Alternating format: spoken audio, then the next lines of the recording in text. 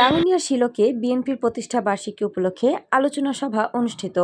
চট্টগ্রামের রাঙ্গুনিয়া উপজেলার শিলক union BNP অঙ্গ ও সহযোগী সংগঠনের আয়োজনে বিএনপির ৪৭তম প্রতিষ্ঠা বার্ষিকী উদযাপন উপলক্ষে আলোচনা সভা অনুষ্ঠিত হয়েছে।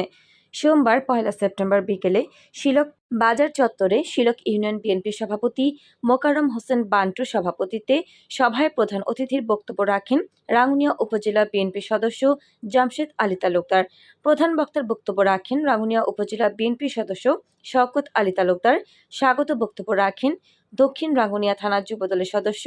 আবুল হোসেন চৌধুরী। শিলক ইউনিয়ন মৎস্যজীবী দলের আহ্বায়ক কামাল উদ্দিনের সঞ্চালনায় আলোচনা সভায় বিশেষ অতিথির বক্তব্য রাখেন চট্টগ্রাম উত্তর জেলা স্বেচ্ছাসেবক দলের সাবেক সহ সাংগঠনিক সম্পাদক বাবুর আলম তালুকদার, শিলক ইউনিয়ন বিএনপি সহ সভাপতি হায়েস আহমদ বাচা, চট্টগ্রাম উত্তর জেলা জিয়া শিশু কিশোর মেলার আহ্বায়ক জাফর আহমেদ, উপজেলা মৎস্যজীবী দলের সদস্য সচিব সেলিম উদ্দিন, ইউনিয়ন বিএনপির সাবেক সাধারণ সম্পাদক ফজল শিকদার,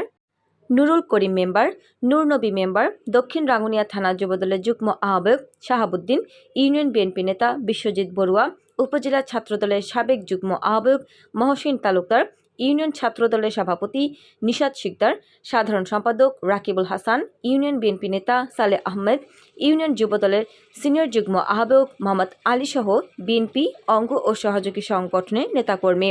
সভায় বক্তারা আমরা যারা জিয়া আদর্শের সৈনিক আছি, সবাই ভেদাভেদ ভুলে গিয়ে ঐক্যবদ্ধ থাকলে